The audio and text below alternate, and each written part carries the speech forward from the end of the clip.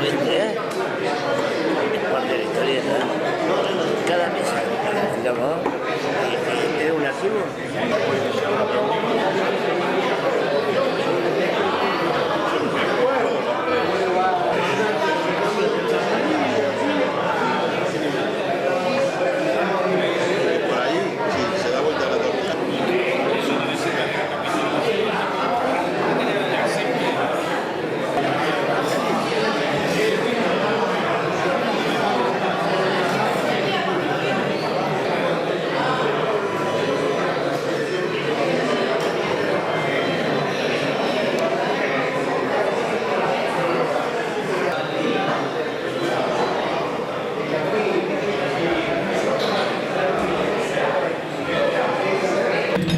Salvó más de 1.500 compañeros del Estadio Nacional, un personaje muy particular que ya había tenido una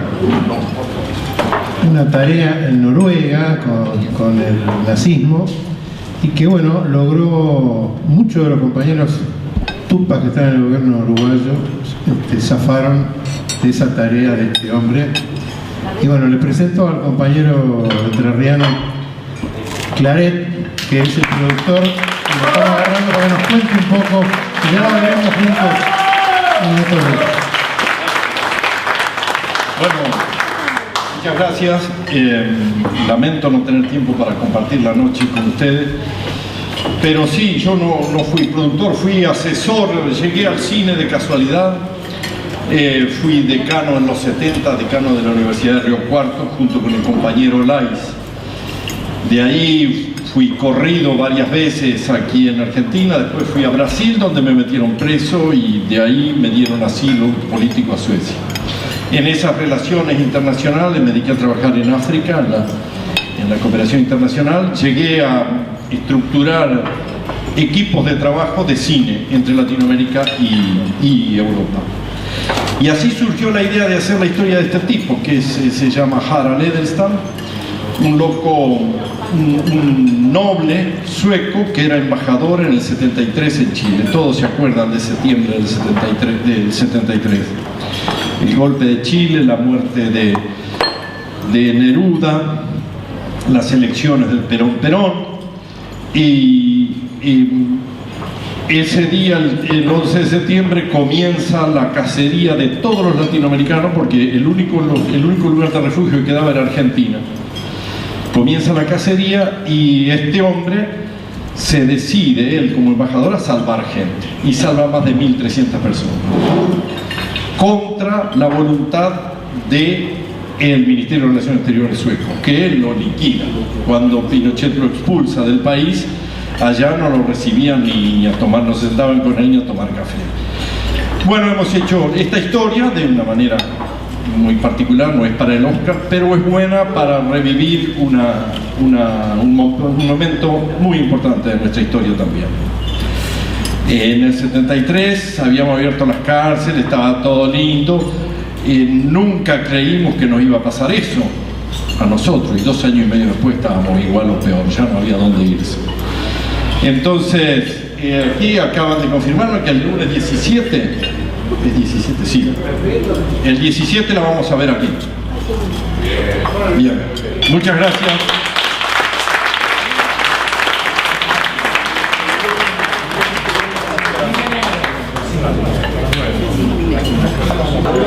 De la mesa de los sueños, de los señores de Sofía, de la agrupación ética. Este aplauso es para que viene por primera vez, vamos a repetirlo.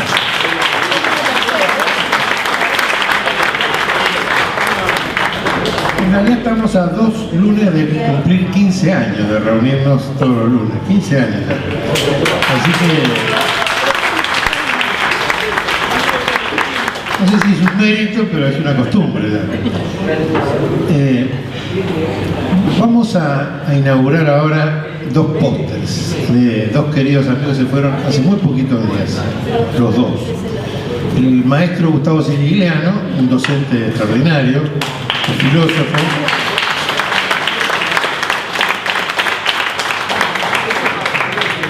y el compañero Armando Porati, que desarrolló la parte de Cirigliano, sobre el cual se escribió el libro El Umbral. Pues Cirigliano, entre otras cosas, yo no voy a reemplazar al que va a hablar de ello, pero como presentación digo que Sadop y el Suter armaron un trabajo, una producción sobre los 7 proyectos de Argentina, que es lo que planteó Gustavo Cirigliano, que en Argentina había habido 7 proyectos del país. Y Porati justamente fue el que hizo uno de los trabajos que desarrolló el antiproyecto, porque Cirigliano decía que cuando un país no tenía un proyecto, en realidad estaba en el proyecto de otro país.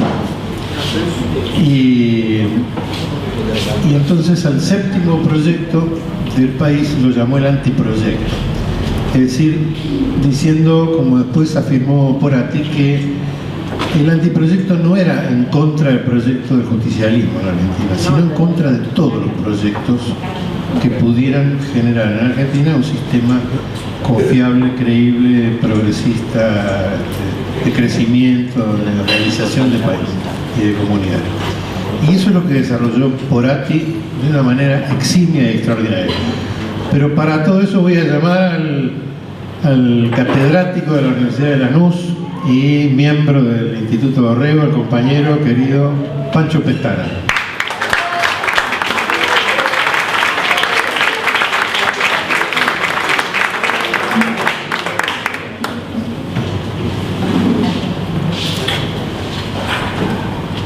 Bueno, muy buenas noches a todos y a todas. Ahora es a todos y a todas.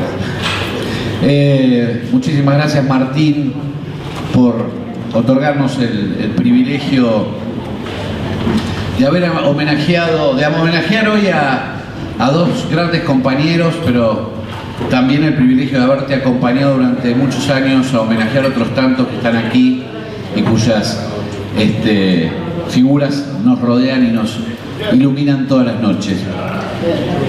Yo tuve el privilegio de conocer a los 2 y de trabajar con los 2, y ese privilegio solo lo puede dar obviamente la pertenencia a un movimiento como el que nosotros pertenecemos, que es un movimiento nacional de liberación, y que ha dado los más extraordinarios pensadores de la Argentina. Nosotros no somos intelectuales, somos pensadores.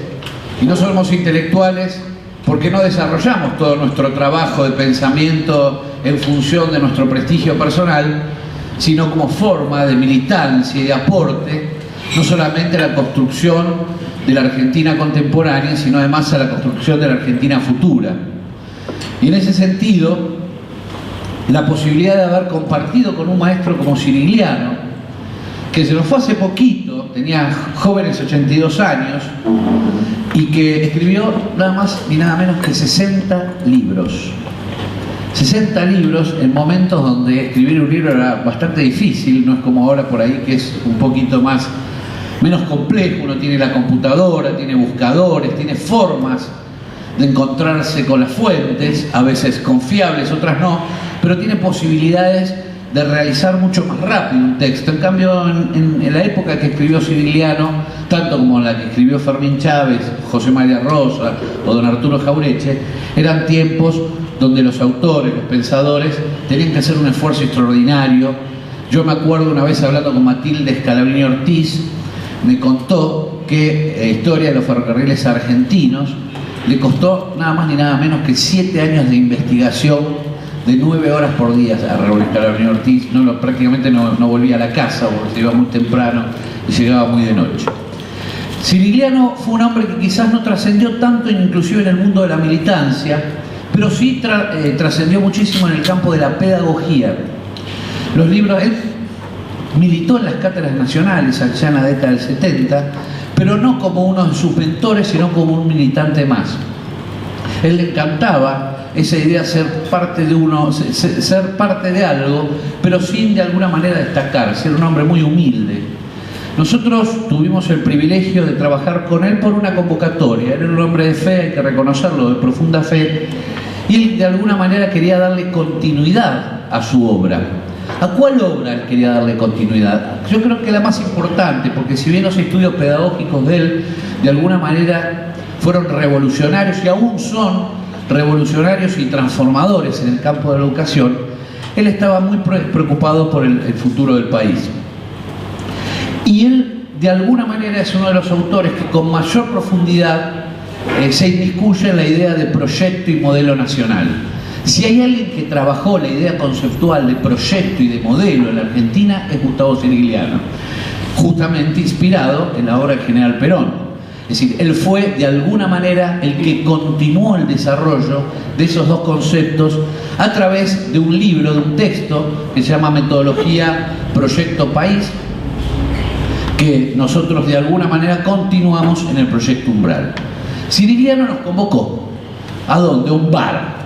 Corrían los años 2005, 2006, ya había ganado Néstor Kirchner, y de alguna manera Sirigliano estaba muy preocupado por brindarle, digamos, a esta nueva Argentina que resurgía después de las cenizas, de algún elemento que permitiera analizar o resignificar la historia, pero con el objetivo de entender ese momento y de construir el futuro.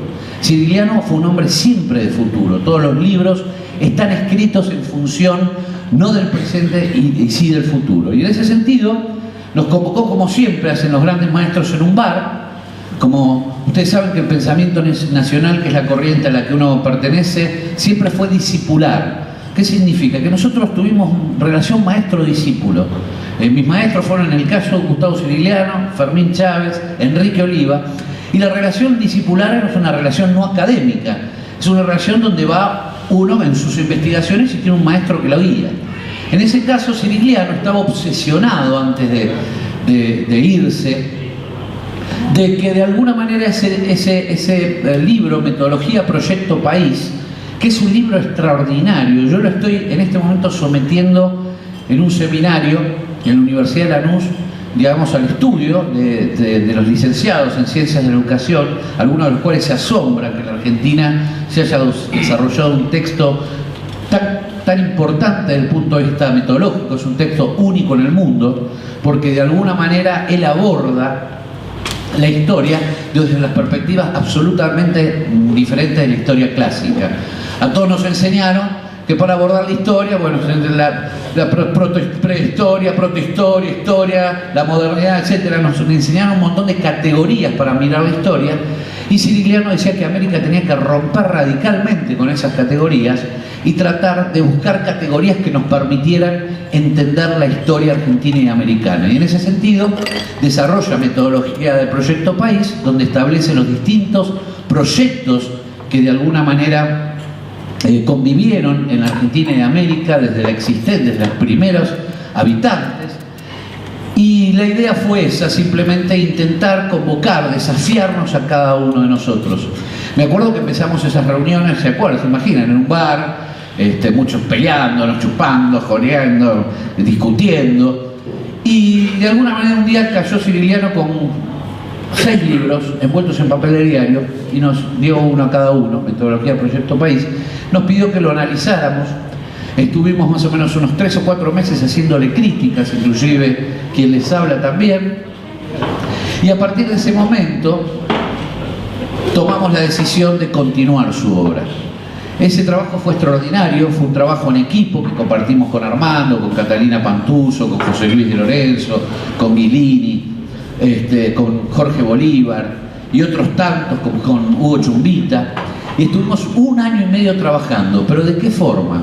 Cada uno iba produciendo sus documentos y después esos documentos iban siendo sometidos al análisis de los demás compañeros. Con lo cual fue un libro que fue, de alguna manera, no una compilación de textos individuales, sino un texto de producción colectiva, que es lo que pretendía Sirigliano. Hasta que concluimos en 2 jornadas que nos encerramos en un sindicato a trabajar todos los trabajos entre todos juntos, los autores y quienes dirigían el proyecto, y de ahí salió Proyecto Umbral, que es un libro que nos ha dado muchísimas satisfacciones, que no es un libro todavía para el momento, los libros tienen su momento. Así como, por ejemplo, Manuel Ortiz Pereira en 1928 escribió Los aforismos sin sentido y nadie entendió ese libro. Jauretche escribió lo mismo 30 años después, porque Las onceras son aforismos sin sentido, y fue un boom editorial. ¿Qué significa? Que a veces los libros se escriben en un momento pero no son para el momento. El Umbral, a pesar de eso, nos dio extraordinarias satisfacciones. Es un texto que se está utilizando en muchísimas universidades, y Cirigliano de alguna manera nos fue iluminando con esa sabiduría, con esa humildad que lo caracterizó para que ese proyecto se concretara, pero sobre todo para enseñarnos, como decía Martín recién, sabiamente, que los seres humanos, aparte de las necesidades de comer, de respirar, de disfrutar, tenemos la necesidad de proyectar. Los seres humanos somos seres de proyecto, vivimos proyectando. Proyectamos tener hijos, proyectamos una profesión, proyectamos un futuro, proyectamos un destino. El destino no existe per se, sino el destino es el producto de lo que nosotros hacemos por él. Pero no proyectar para el enemigo. Obviamente, nunca jamás. Y en ese sentido Cirigliano proyectó y construyó un texto que nos permitió entender la necesidad de proyectar. Y proyectar significa básicamente que la Argentina debía recuperar en aquellos tiempos. Compañeros, me está costando hablar. Si quiere viene acá y habla conmigo, compañero, y no hay ningún problema. Esto es una asamblea para todos. ¿Les parece? Venga acá y siéntese. Y debatimos, pero si no me cuesta. Estoy homenajeando a un compañero. Estoy homenajeando a un compañero que se murió. Por respeto a él, le pido compañero, por respeto a él, no por respeto a mí, no merezco ningún respeto, pero sí a los dos compañeros que fallecieron estos últimos tiempos. Gracias. Muchas gracias.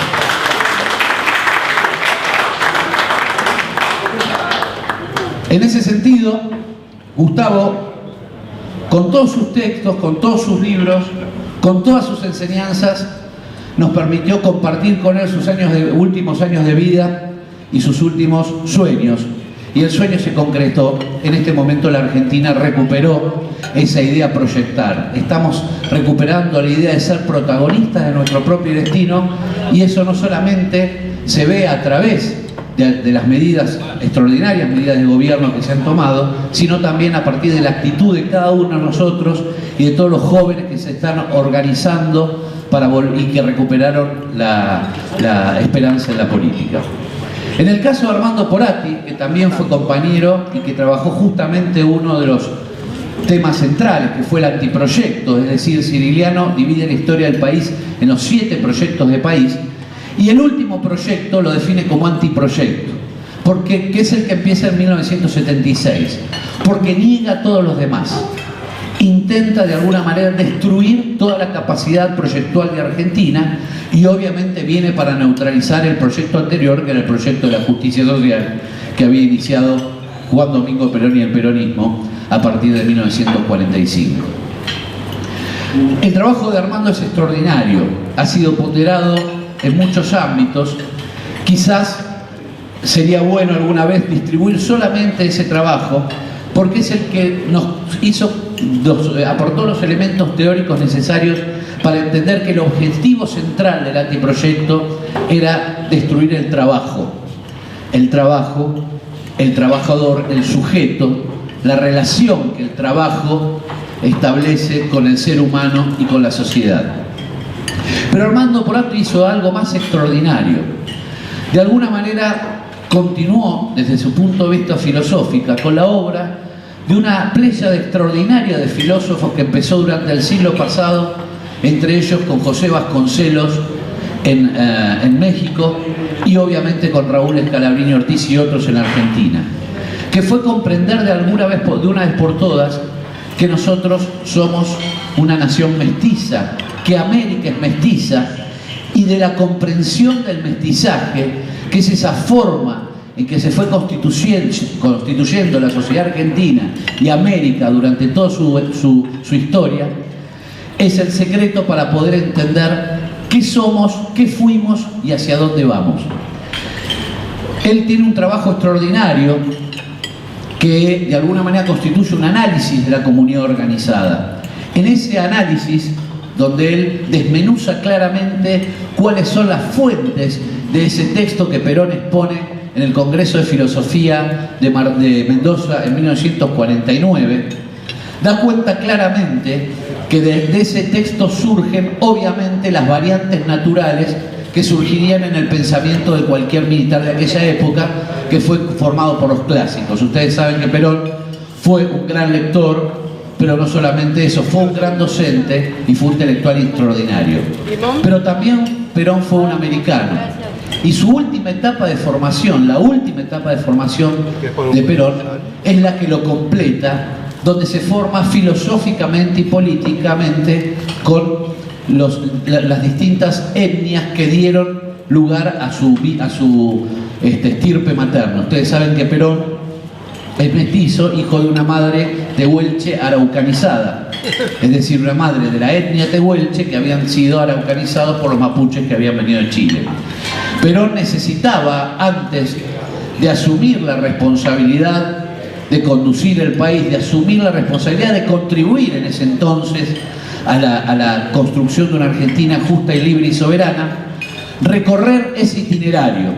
Y hace un viaje de 60.000 kilómetros donde se reunirá con los loncos, donde se reunirá con los distintos jefes, tanto políticos como espirituales, y de ahí obtendrá un material intelectual extraordinario que le permitirá no solamente desarrollar políticas de Estado tendientes a construir una Argentina integrada, que fue la característica del peronismo, sino además de aprender en los modos y técnicas de conducción de las etnias americanas.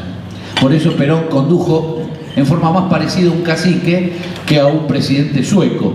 La forma de conducción de Perón tuvo mucho que ver con esa última fase de aprendizaje teórico y práctico del general. Y en ese sentido el estudio de Porati es extraordinario y nos da, y nos aborda, y nos aporta un montón de claves que nos permitan entender lo que significa ser mestizo. Porque a veces la idea de mestizo nos involucra en el tema dialéctico. Parece que un mestizo es un ser humano que está tironeado por dos partes. Y Porati decía, el mestizo es una unidad, no dialéctica, es decir, una unidad que nos permite integrar distintas cosas, y el secreto, de alguna manera, de desarrollar esta matriz mestiza es tratar de comprender esas distintas realidades que nos integran y nos dan la esencia de lo que somos. Y en ese sentido, los aportes de Porati son extraordinarios. Yo lamento mucho, porque también Porati se movía fundamentalmente, a pesar de que era un militante permanente, ha militado siempre, se movía mucho en el ámbito de la filosofía académica, que muchos de esos textos no hayan trascendido la militancia, porque son extraordinarios y porque nos permiten además comprender algunas cuestiones que estamos viviendo en el pasado, y sobre todo nos permite augurar algunas cosas que van a suceder en el futuro. Ustedes saben que muchos de nosotros fuimos formados por un ideario liberal impuesto por la generación del 80, un pensamiento europeizante, y que de alguna manera el pensamiento nacional surgió como reacción contra ese pensamiento homogéneo y totalizador que quiso imponer una generación cuyos destinos estaban anudados a la metrópoli, es decir, a Gran Bretaña. La lucha y la reacción del pensamiento nacional fue extraordinaria. Yo no voy a nombrar aquí los nombres de todos los autores, pero muchos de ellos están homenajeados aquí.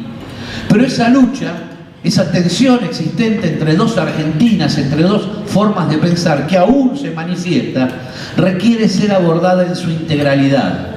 Y de alguna manera yo creo que así como esa matriz de pensamiento europeizante tuvo mucho que ver también con la gran inmigración y con la necesidad de que muchos inmigrantes en aquellos tiempos se encontraran con parte de las ideas de los países donde vivían.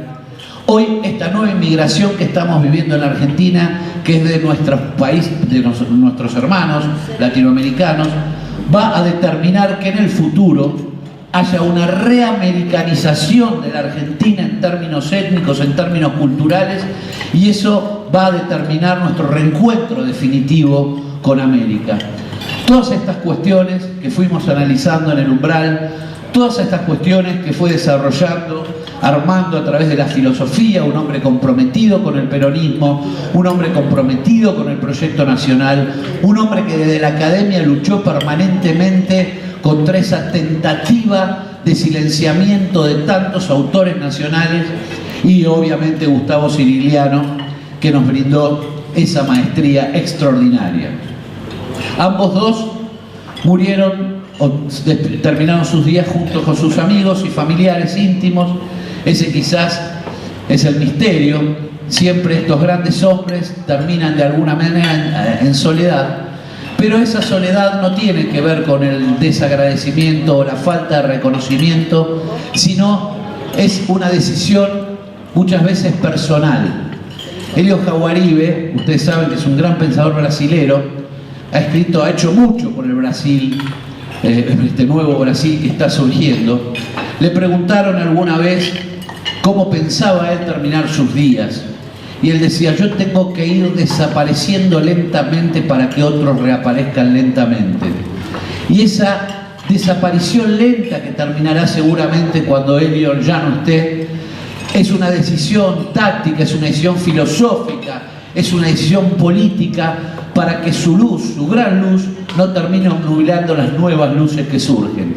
Y creo que el ejemplo de Armando y de Cirigliano es ese, es la idea de haberse ido casi desapercibidos para que la luz de ambos no oblitere, no enceguezca estas nuevas luces que están creciendo a través de las miradas y de la acción política e intelectual de tantos jóvenes que hoy están escribiendo, que hoy están surgiendo, que hoy están pensando el país.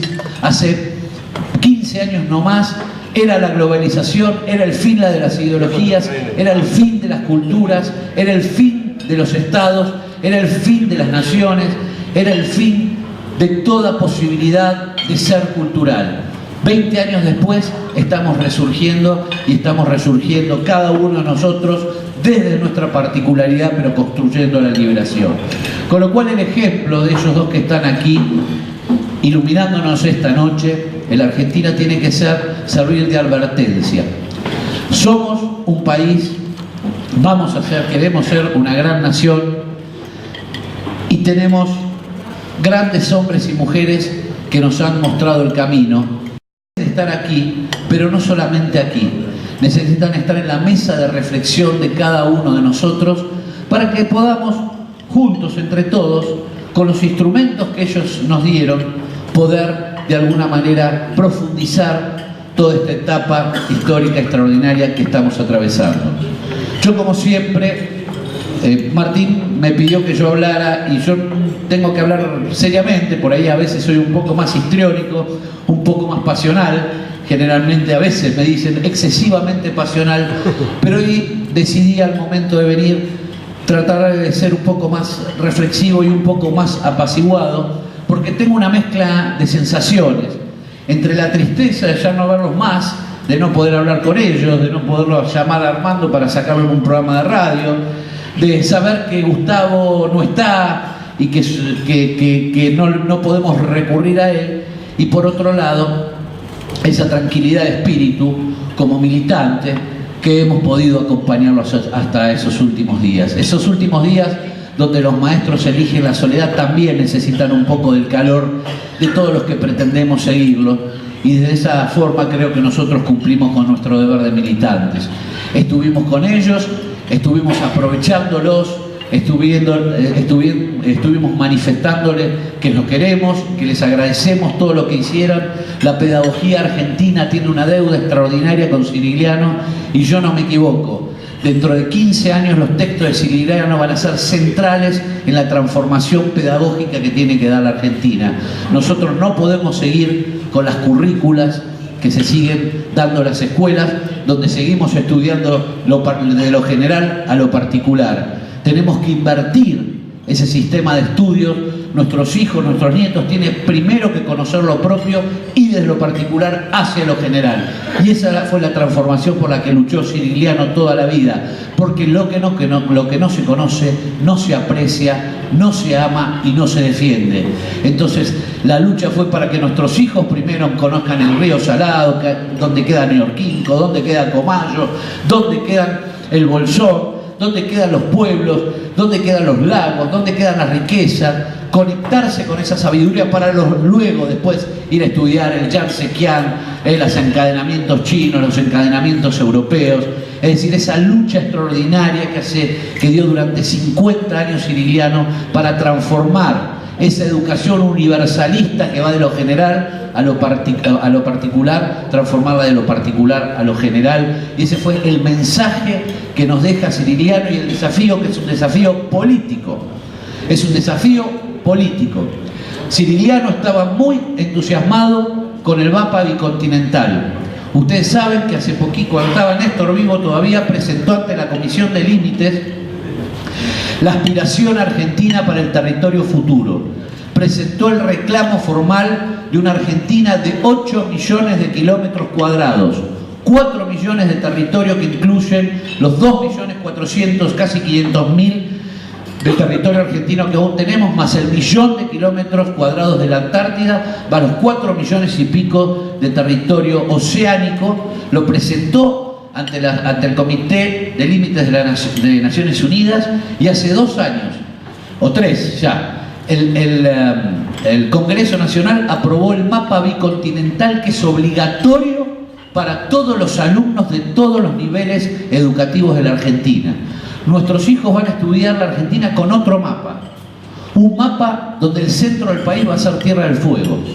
Un mapa donde la Argentina ya no va a ser el territorio de las mieses y del trigo, sino el territorio del agua, de la riqueza pesquera y la riqueza mineral. Porque los minerales, las reservas más importantes de minerales están inclusive bajo el agua, e inclusive una de las reservas minerales más importantes es la península antártica. Por eso los ingleses se van a negar rotundamente a retirar de las Islas Malvinas, porque es la fuente de llegada directa hacia la Antártida. Ese mapa bicontinental va a hacer que nuestros chicos desarrollen en el futuro otras profesiones, que miren a la Argentina desde otras fuentes, desde otras miradas, y eso fue una realidad, y esa realidad se debe a estos maestros que pensaron esa bicontinentalidad, a Perón, que le impuso durante los 2 últimos años de gobierno.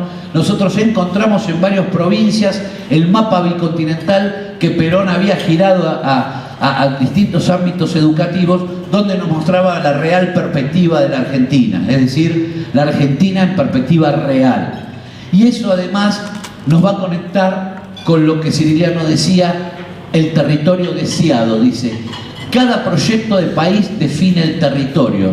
La Argentina está definiendo un nuevo territorio, está definiéndose como bicontinental, americana, antártica, está definiéndose como una Argentina hacia el océano, con los cambios extraordinarios que eso son medidas del hoy que tienen influencia en el mañana. Y por eso las 2 grandes enseñanzas. En primer lugar, la idea de proyectar, idea que Cirigliano toma de Perón, de proyecto de país, y que lo lleva a un texto que nos permite hoy a los argentinos construir a partir de bases teóricas firmes un proyecto concreto. Y la idea de mestizaje de Porati, que es la única forma de entender esta Argentina a veces tan compleja, donde algunos dicen despectivamente que venimos de distintos barcos, y ven eso, el venir de distintos barcos, como una forma de debilidad. Sin embargo, es la fortaleza más extraordinaria que tenemos. En la naturaleza, la diversidad es vida y la homogeneidad es muerte. Y los países como la Argentina, que poseemos más diversidad en términos humanos y culturales, son los que mejores condiciones están de afrontar los desafíos más complejos que se les presentarán al mundo en el futuro. Eso lo dijo Scalabrini Ortiz en 1946 en un texto, Irigoyen y Perón, que se los recomiendo, pero eso es lo que fortaleció de alguna manera Porati con sus últimas investigaciones, algunas de las cuales las pueden encontrar en internet. Yo te agradezco, Martín, haberme podido despedir de ellos como corresponde, porque no pude decirles estas palabras a ellos presentes, y simplemente les pido a los que los conocieron y a los que no los conocieron ese aplauso que ellos están esperando de los del cielo. Muchísimas gracias.